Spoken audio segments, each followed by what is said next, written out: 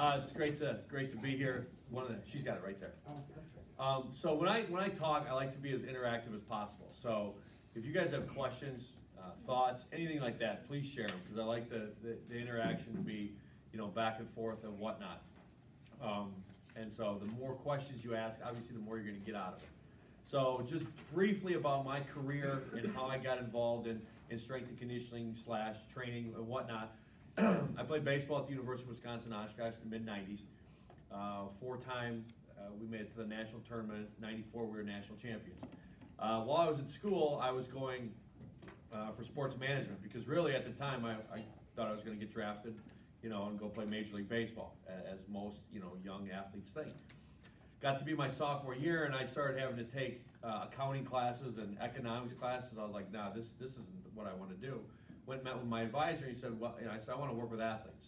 I want to work with people and try and help people reach their goals, mainly athletes, but people in general. So he kind of put me in exercise fitness, went through that, got my undergraduate in that. After that, I went to the University of North Dakota, where I got my master's degree. I was a graduate assistant. Okay, and as a graduate assistant, you make $3,000 a year. You get your schooling paid for. But I basically worked from 5:30 in the morning through the day till about 6 in the afternoon, and then went to school 3 or 4 nights a week from 7 till 10.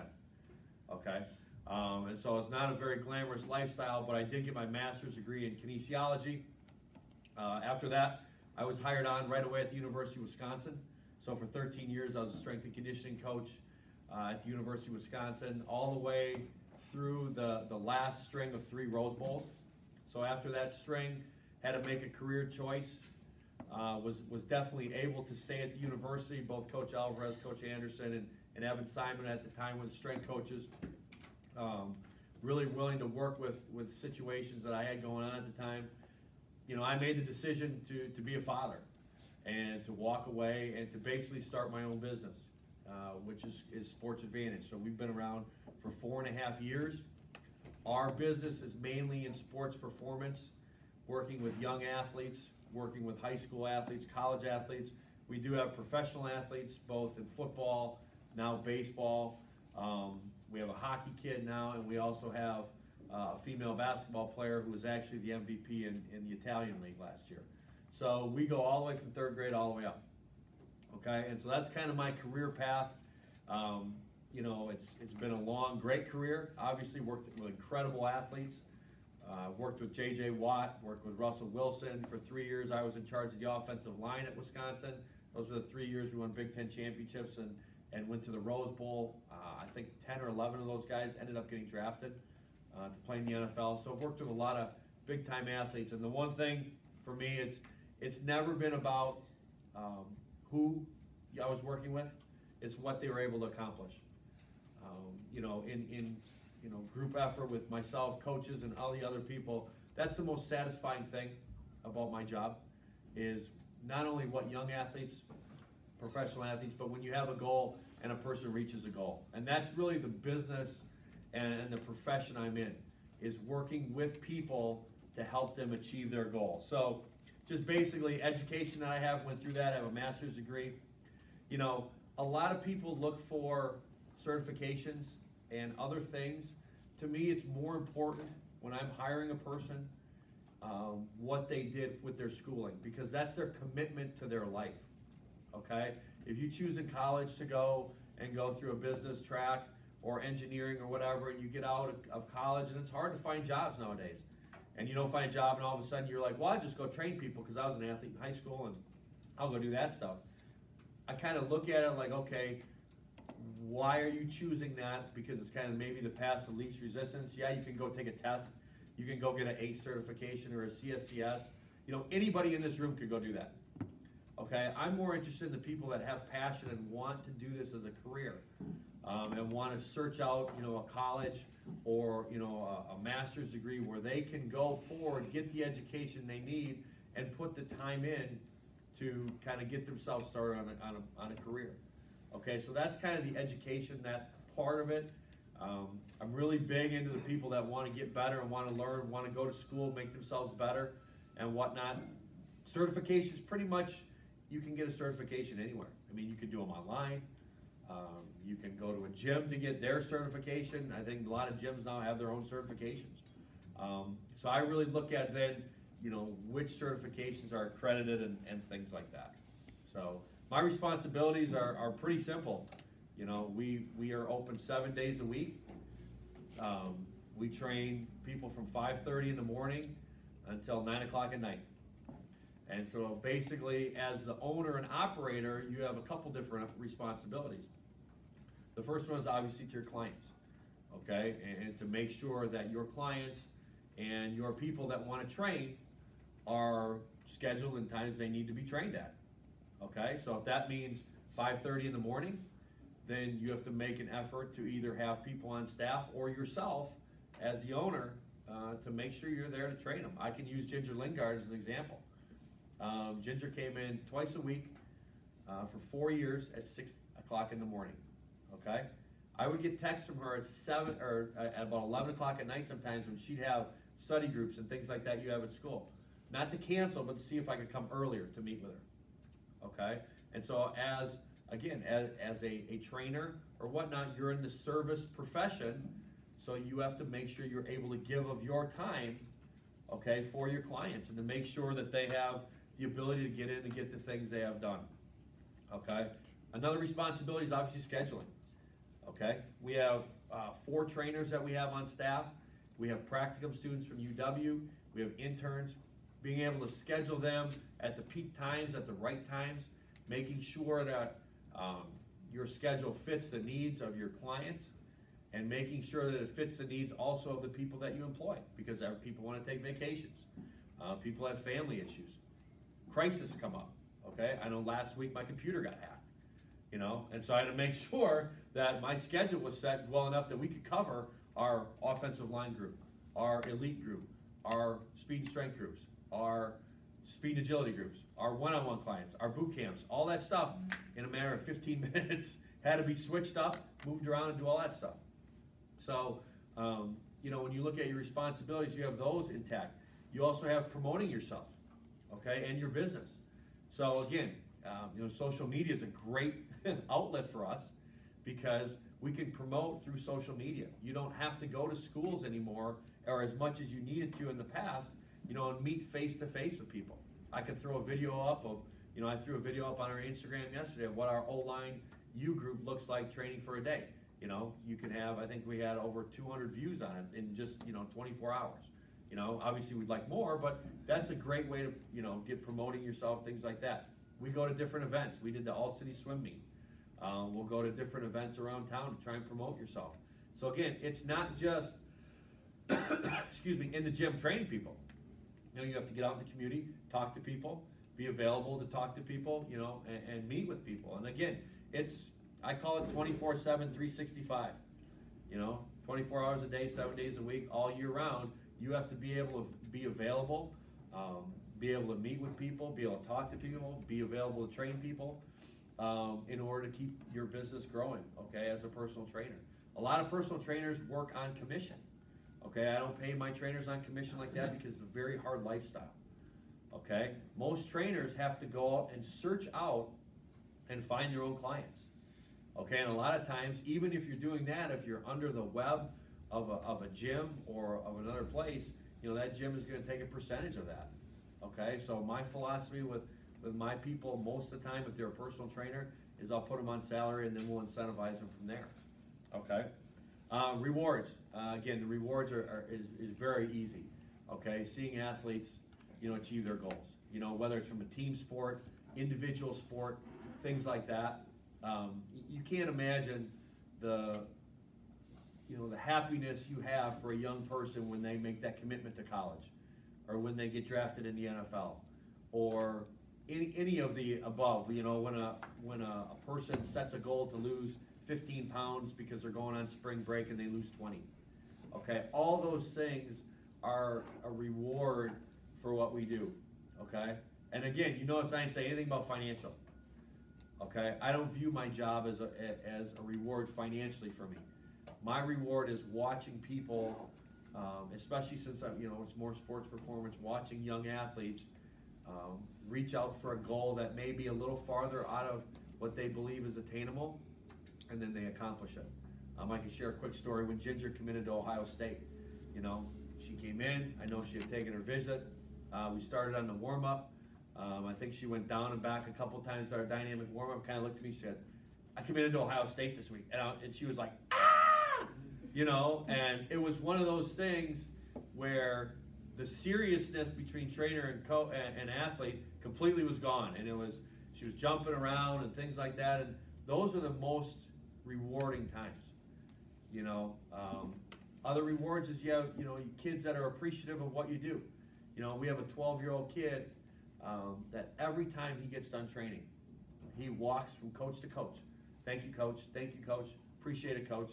You know, things like that. When an athlete or an adult shares that appreciation for the time you're giving to them, again, those are huge rewards. You know, next is frustrations. You know, it's for me because I take my career very seriously, and I take what we do very seriously with our young kids. And you know, to me, I think my biggest frustration is watching people who don't respect our profession. If you don't respect the profession, and that's, you know, can come from a lot of different ways. You know, I call them YouTube strength coaches. You know, people who get all their programs off YouTube, because again, YouTube is a great outlet. I mean, we use YouTube to show some of the things we're doing, things like that. But the people who are sitting there surfing YouTube and then all of a sudden they're taking things off YouTube and putting in their program with no justification of why you're using it or not. You know, I think there's a lot of, you know, and females, please don't take this negatively, there's a lot of puffy chest testosterone guys in our profession that want to kind of show how good I look to try and get clients in. Okay, we're not about that. You know, we're gonna sit down with parents and exactly tell them what we're going to do. We're going to assess your kid, and then we're going to take them through these progressions to make sure we take care of them. So we go from a knowledge and passion-based form of talking to our parents and kids versus a appearance type deal. Does that make sense to everybody? Okay. You know, so, but again, I go back to when you have kids in and you have kids that are training really hard and they get the benefit of what you're doing, the rewards always outweigh those frustrations, okay? Because you're going to get those in every profession. You know, you're going to get frustrations in any profession you choose. And it's really then going into yourself and saying, okay, I'm going to do what we do. We're going to do what we do as good as we can do it. That's not going to be for everybody. And I realize that, you know. I realize that there's other places in town. I realize that there's, you know, people that have connections, you know, from a friend of a friend, and, you know, you can't battle those, you know. So we do what we do. We're going to do it as well as we can. I believe we're the best in town. I believe we're the best in the area because of not only the experience, but also what we provide for kids. And let people choose. And be okay with that when you go to bed every night if you're in a profession. Okay. Brian, I got a Yes, question sir. on that frustration part. So you've got a client that has signed up, but in your heart, you feel like they don't show up every day with the right intent or work as hard as they could. Yep. How do you inspire them or motivate them or deal with your frustration on that? And then would you ever like let that kid go and say, sorry, he was not working hard enough? You know, and I have actually let 2 kids go and actually given the parents some of their money back. Because if I feel that the kid isn't respectful of what we're trying to do, and is not being respectful of the other people at the time in the group, that's not what we want. You know, we're a family-based gym. You know, in our boot camps, we have little kids running around because we don't do daycare, so I let parents bring their kids. And I always taught, you know, we always sit down and, you know, it's a little different than in a scenario when you're in a high school or college because kids are into sport and they're assigned to the school and things like that. You know, when parents or kids are paying money to be in your gym, you can always use that as the incentive. Hey, you know, you're kind of throwing your money down the tube right now by not doing anything. And I always try and tell our kids, you know, if you're making the commitment to come, we'll coach you as hard as we can on technique, on the other things that are going to make you better. But the effort has to come from you. You know, we can coach effort to a certain point, but we can't be effort coaches all the time. You know, that's one of those intrinsic things that has to come from athletes, and especially when there's dollars and cents assigned to it, that's a great motivational factor to sit down and have a conversation with the parents and the kid.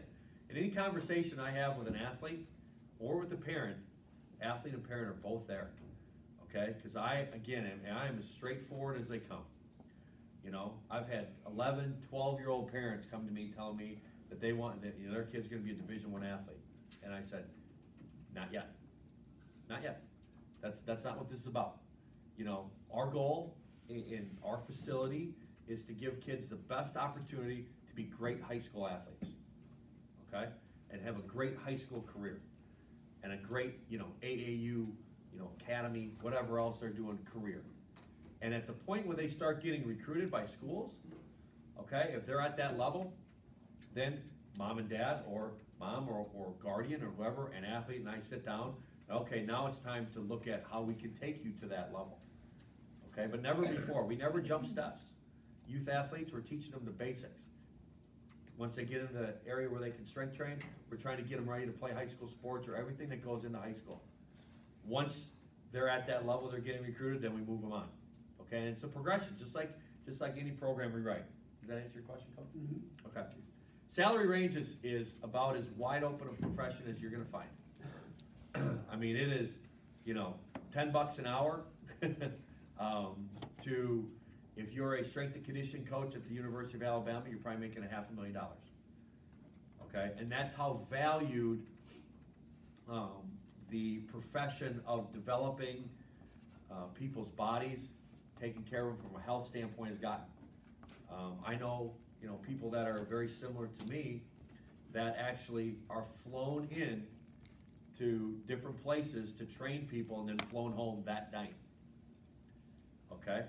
It's amazing what people will, the value they will place if you're a good trainer. I saw that happen with Nigel Hayes. Yes. Right here. Absolutely.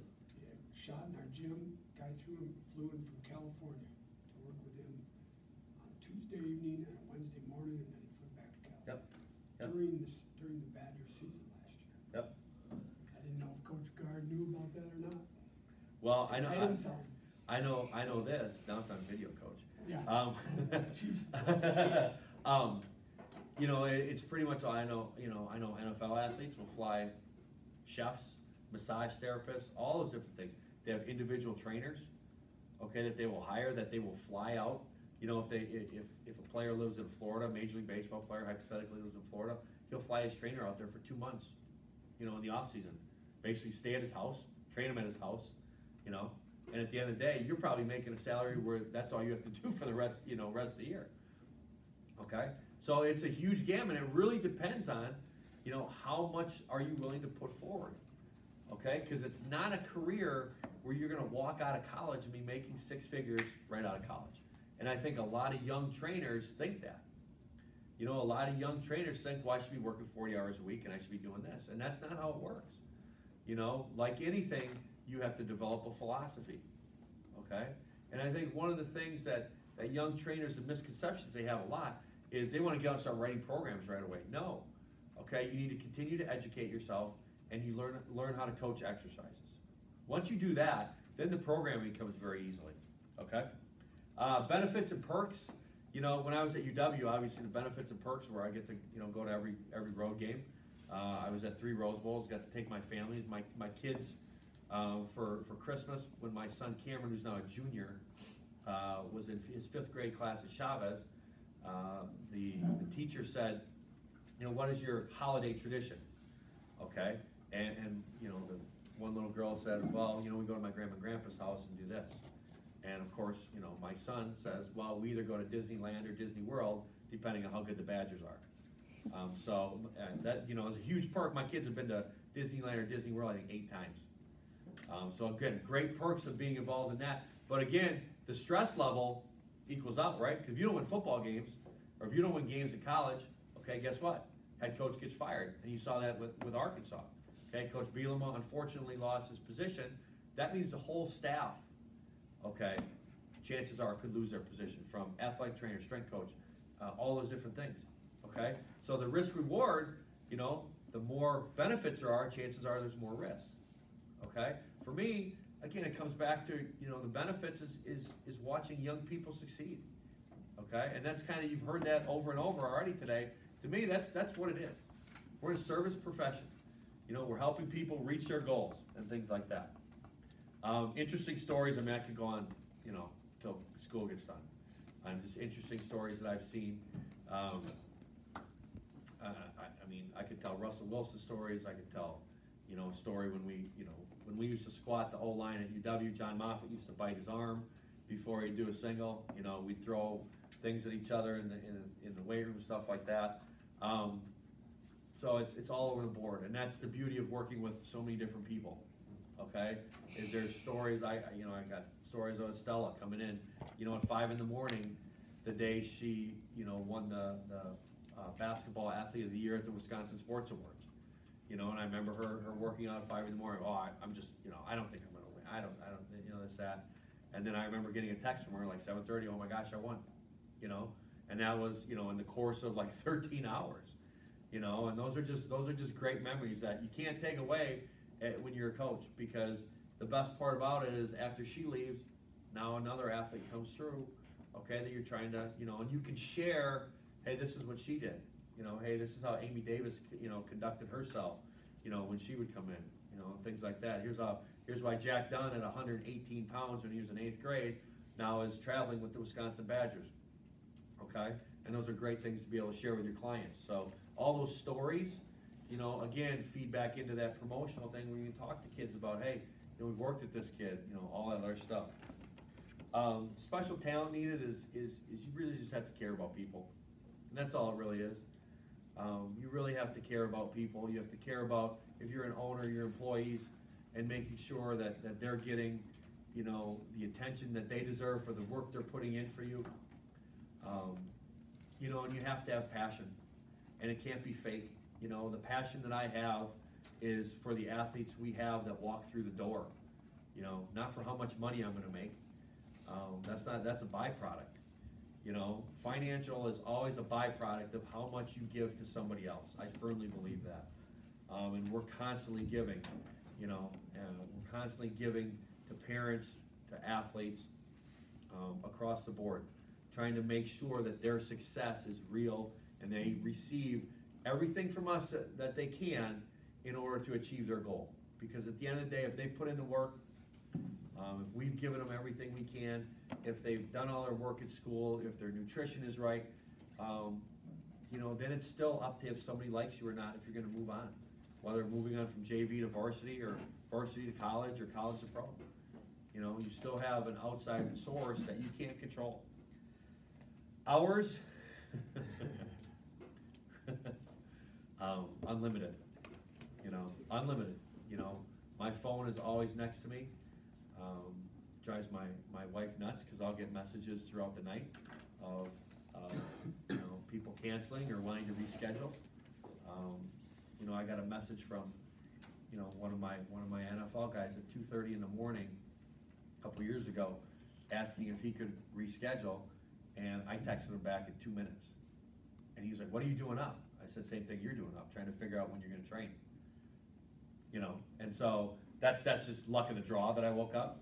But at the end of the day, you're on the whole time, unless you're on vacation. And even then, if you're the owner, you're on. You know what I mean? So typically, in a normal setting, okay, if you're a personal trainer working in a gym, typically you kind of have what we call bookend hours. Okay, 5 till 9, and then probably 4 o'clock on. Okay, we're very fortunate. We have a lot of kids that have kind of block scheduling in different schools. So really, my days are kind of set with personal training throughout the middle of the day. And so it's really how you can fit your people in the best that you can. The one thing I would say is, no matter what happens, you have to make time for yourself. You have to make time, and I'm horrible at this. Horrible. Okay, you have to make at least an hour for yourself to do something for you every day. Okay, for me, the last 3 days, it's get up at 4 in the morning, because that's the only time I know I'm going to be able to dedicate to myself. Okay, I know, like Coach K. I've read some of Coach K's books from Duke. You know, he takes a nap every day for a half hour, every day. So that's his time. You know, it could be anything. It could be yoga, could be, you know, walking your dog, whatever it is.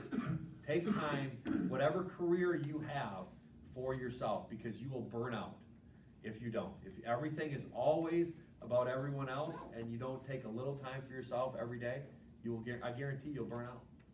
Okay. But then it's also knowing how much is too much. Okay, how much is too much.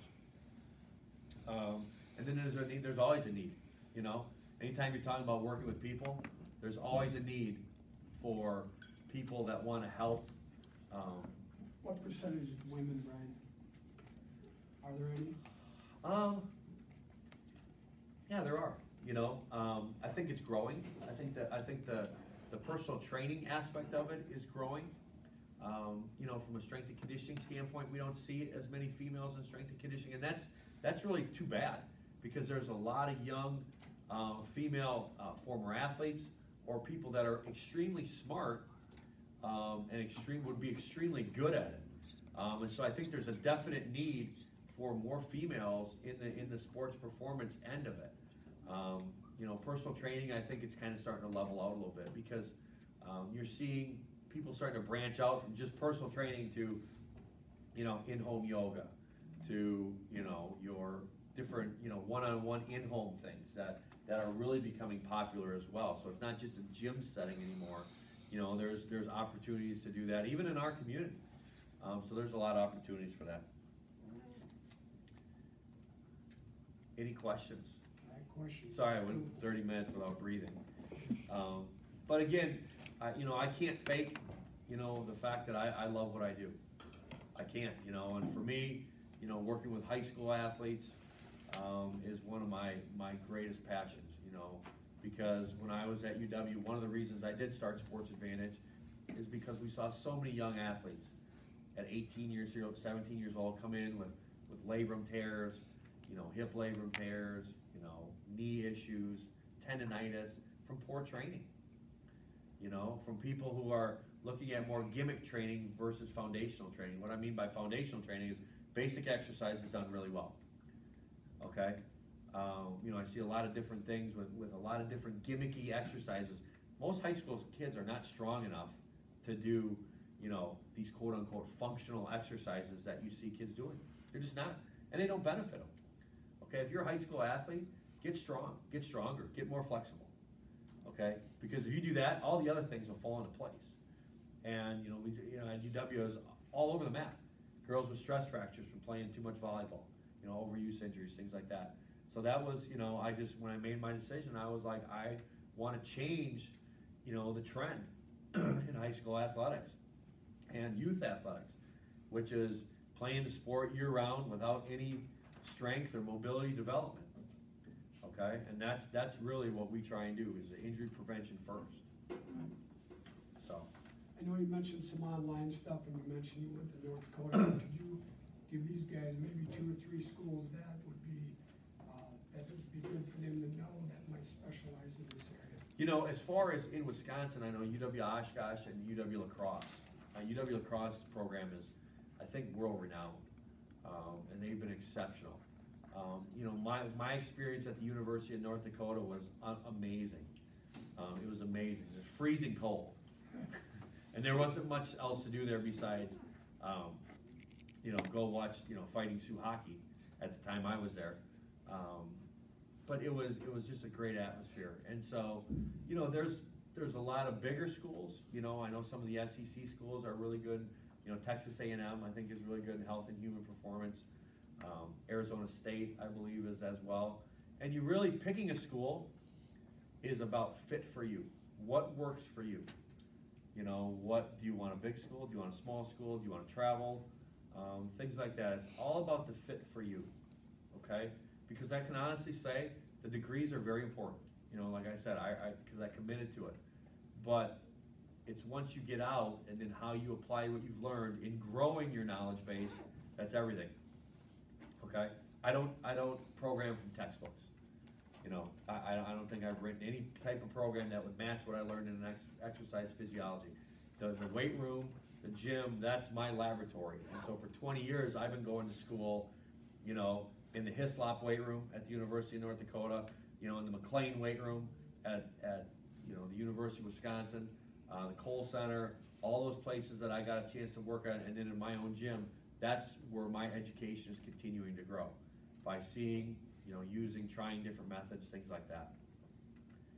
Yes, sir. You said you now had a master's in Kinesiology. And how, like, what is that, and how does it, To like, study the human body. help with your?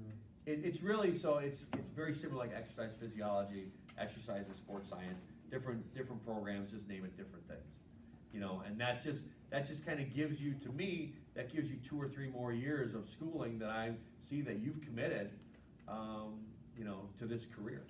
You know, like you wouldn't hire, you know, someone in business that went to school for, you know, agriculture education. You know what I mean? So why in the dealing with human bodies would we look to hire someone who hasn't at least put some effort into it from a school setting? You know, that's how I view it. You know, and it's, you know, it's kind of gone away from kind of the old school way of thinking, right? When you started, you know, the basketball coach or the football coach, you know, ran the weight room, you know, and that's pretty much everywhere, okay? And it's kind of trickled into personal training and sports performance, okay? But, you know, well, and you hear it from parents all the time. Well, when I lifted, we did this. When I lifted, we did this. And I'm like, okay, just because you lifted weights and trained doesn't mean you can coach it, okay? Because if it did, then every high school student could be a teacher, if you look at it from that standpoint. Well, I went to high school, I could teach high school, right? It's the same thing. Oh, I lifted weights, I trained when I was in high school, so I should be able to coach them. No. Okay, there's a definite personality type, and again, I come back to caring for your athletes, your people, whatever it is, that puts you in a situation to be successful in this type of profession. Does that answer your question? Is it long, by the way? Yeah. Questions? Anything else? Jamil, what do you got?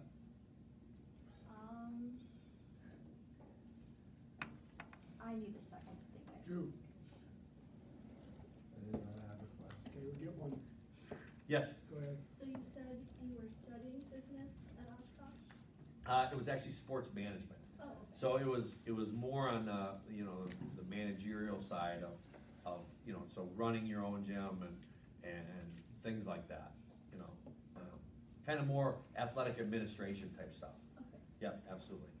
Yes. I guess, where do you see the most breakdowns when it comes to like exercises? When you get an athlete that comes in, what kind of things do you see? Great question. Like technique. Poor squat technique. Poor squat technique and poor bench press technique. Okay? The first is, you know, poor squat technique is because everybody, especially in the high school area, and it's more with the young men versus young ladies, is numbers driven. Okay? So instead of doing it correctly, we're more interested in how much we can squat. We do it the exact opposite. Okay? We focus on corrective exercise to make sure you can squat properly before we kind of turn you loose in the squat rack. We have a specific squat progression that we use to teach all our athletes how to squat. And it's not just using the squat exercise, okay? Bench press is probably even worse from my vantage point, because I would say 95%, I could go up in any high school weight room, 95% of the kids don't bench press correctly. They lay on the bench, they pick the bar up, and they put it here, and they just go. Okay, so a lot of times, you know, what I used when I was at the University of Wisconsin is I would rather have kids that have never touched a weight walk through the door versus kids that have been through a program where they're allowed to kind of do whatever they want. Okay, because then you have to break motor patterns, and it takes a lot of repetition and time to break motor patterns and to get them to where you need them to be. Okay, so that's, I think, the biggest area that we see in core exercises, kids that have just kind of grabbed the bar and done it versus being taught, you know, different coaching cues and things like that. Does that answer your question? Yeah. Awesome. Anybody else? Yes. You're talking about getting like flown out. Some people have that. Yeah. Have you ever had anyone like ask for you to come out to that? You know, I was asked once and I wasn't able to do it. It was athlete's rookie year. It was for his off season, and I wasn't able to do it because I didn't want to leave my kids. Would have been a lot of fun. But you know, for me, you know, and kind of piggybacking off that, I have done is flown out to visit with people in my profession who I value, to get knowledge from them, spend time with them, and that is a huge thing. Finding people that match your philosophy, that have done it at a high level. My people are Gray Cook. I don't know if you're familiar with Gray Cook, who's the founder of the Functional Movement Screen. He was kind of one of my mentors. One of my other mentors is actually the strength coach up in Kimberly, Wisconsin, Dean Manchi. So him and I taught probably every other day. And obviously they run the best high school program in our state. Kimberly hasn't done anything. Yeah. And I think that's, Kimberly football's won 71 in a row. 70. 7 years. 70 in a row. I gave them their opener. Yeah. So. Who's ready? Yes. So ready. What was the interesting story that you mentioned about Russell Wilson? So Russell Wilson has babysat for my kids. So when he was a senior, so I had the offensive line. I was in charge of the quarterback, so I worked with him and Scott Tolzien, both who are still in the NFL. And I was in a situation where, the boys, for 3 hours I had to be at the facility, and at the time my wife was had a conference or whatever, and I was working with Russell on Thursday, and I said, man, he goes, well, I'll come do it. I'm like, what? He goes, yeah. He goes, tell me where you live. And so yeah, again, unfortunately, Russell gets picked on a little bit because of his some of his tweets and stuff like that. That's who he is. I mean, he's real as it comes. And yeah, so that's kind of my kids and my Russell Wilson story is he's actually babysat for them numerous times, which is kind of cool. The products on TV, the Bowflex and all those kind of things, are any of those any good? Everything's good if used in the right way. Everything is better except for the shake weight. I don't find a lot of need for that. The shake weight. I won't go into why, but I think really being able to train in a quality manner is what everybody's looking for. Gimmicks and things like that are basically what they are. If you're a trainer, find your athletes, get them in a good program, have them move weight, have them be able to move. One of our philosophies is we do all of our movement work first. We run first, we do deceleration work first, we do landing mechanics first before we do any lifting. Okay, because no matter how strong we get you, if you can't move, you can't play at some point. You can be a big, strong kid in high school, but if you can't move, you get to college and you're going to have some, DN's going to run right around you. You know what I mean? So those things I think, have their place with certain individuals. But again, I think, I'm a traditionalist. I like free weights, I like kettlebells, I like barbells. And we do everything on our feet, when we run and move. We don't run on treadmills, we don't sprint on acceleration, stuff like that. You have to be able to run and move on your feet. So that's our philosophy with that. Brielle, what do you got? For like your clients that you've worked with and like how you talk about injury prevention, like has there been instances where they like get injured like through their sport while you work with them, and like do you help them get back? Oh and yeah, like absolutely. Do you change injuries are the number one thing for us that we try and prevent, and we make sure we do everything we can to put athletes in a scenario where hopefully they don't get hurt. We do full assessment on them when we start. We reassess them every year. We do basic testing on them, every once in a while. And, we do a lot of prehab, what we call, exercises. So things that prevent injury versus rehab, which is after they're hurt, having to do it. A lot of those match each other. But, it's pretty devastating when a kid gets hurt, especially when they're serious injuries. And so again, then you become, kind of from the psychological aspect, how do you handle that kid? How do you talk to him? Because maybe he's a senior, now his senior year's done, or her senior year's done. Or, they're getting recruited by a school. I had a kid that has already committed, that had to have a pretty significant surgery. And he was, scared about losing a scholarship, which he's not going to lose. Most schools aren't going to take that away, but you know, that whole process then of, you know, then you have to work with the doctor, the physician.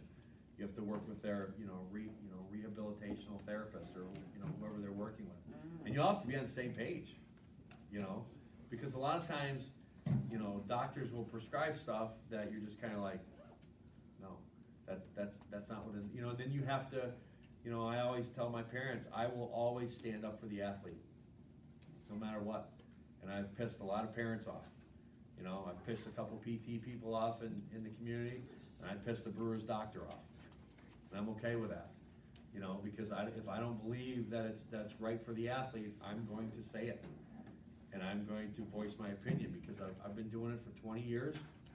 Hopefully I'll do it for another 20 years, you know, and I've seen a lot of different injuries, worked with a lot of quality athletic trainers, a lot of quality doctors, and at the end of the day, you have to stand up for what you believe in when you're talking about a young athlete. Does that answer your question? Mm-hmm. Anything else? And what do you got? Brooke?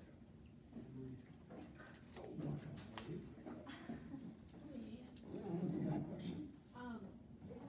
How many people do you see? Like, how many people do you have total?